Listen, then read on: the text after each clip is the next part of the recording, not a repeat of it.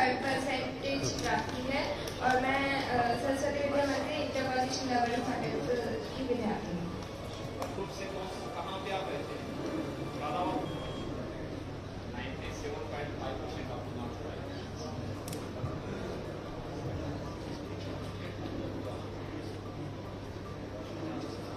कहाँ स्कूल का नाम क्या है?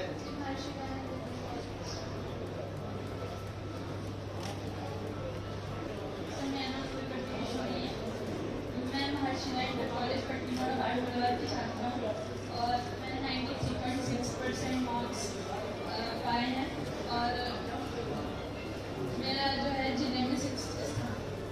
कितने से जाती है? जी सर। हैं? जी सर।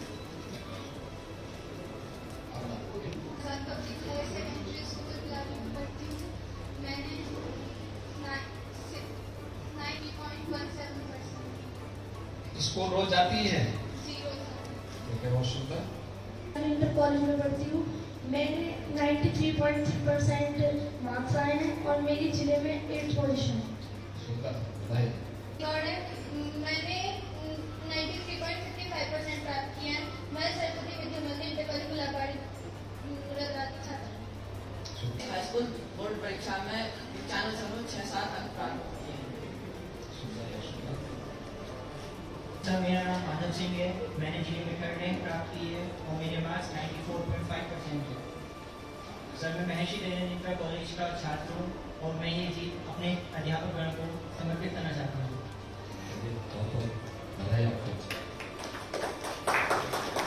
तैयारी हो गई? आगे क्या करना चाहते हैं? बच्ची ने शुरू में कहा था कि वह आगे की तैयारी करना चाहती है, लेकिन हर जनपद में जो शासन के द्वारा बनाई गई, चाहे वह किसी कंपटीशन की तैयारी करने के लिए हो या आईआईटी जेईई के लिए हो, नीट की तैयारी के लिए हो, उसकी कोचिंग की तैयारी जनपद स्तर पर ही, सरकार के स्तर पर दोनों फिजिकली भी और वर्चुअली भी उसकी सुविधा उपलब्ध करवाने की कार्रवाई प्रारंभ हुई है। लेकिन राजनीति में वही सफल हो सकता है जिसके मन में सेवा का भाव हो, देश के प्रति सेवा का भाव, निस्वार्थ भाव के साथ सेवा का भाव और धैर्य के साथ, बिना किसी उतावलेपन के लंबे समय तक संघर्ष करने का जज्बा जिसमें होगा वह राजनीति में हमेशा सफल होगा। जब भी स्वार्थी लोग आएंगे जो केवल परिवारवाद, जातिवाद, क्षेत्रवाद, भाषावाद के आधार पर समाज को बांटेंगे, तो समाज भी और देश भी कमजोर होगा। हम में से हर भारतवासी का दायित्व क्या है? हमें देश के बारे में सोचना चाहिए। हमारा देश मजबूत रहेगा, हम सब मजबूत होंगे। देश अगर कमजोर होगा, हमारा स्वयं का वजूद कमजोर हो जाएगा। कोई व्यक्ति उसके बाद मजबूत नहीं होगा।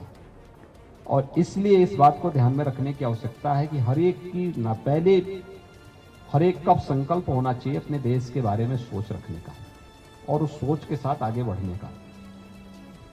स्कूल कॉलेजेस को मुझे लगता है कि जैसे विद्या भारती जैसे संस्थान हैं, अन्य देखिए अभी सरकार ने जितने भी यूजी और पीजी के छात्र हैं उन सबको टैबलेट और स्मार्टफोन उपलब्ध करा रही है सरकार।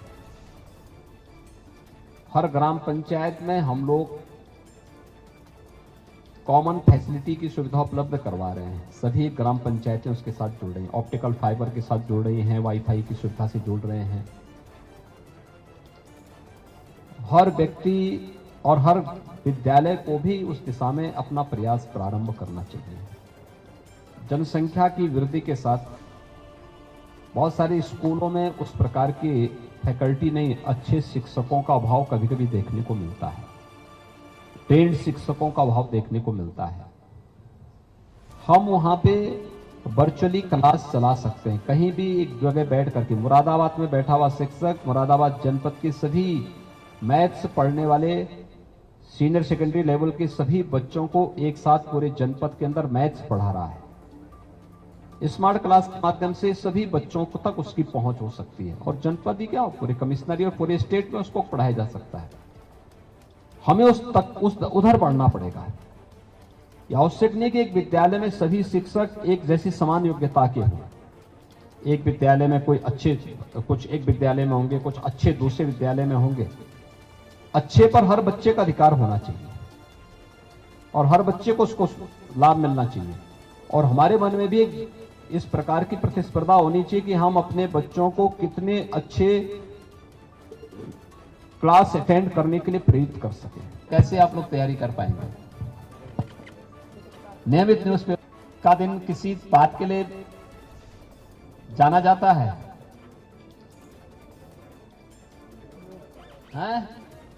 आज योग दिवस है, क्या है?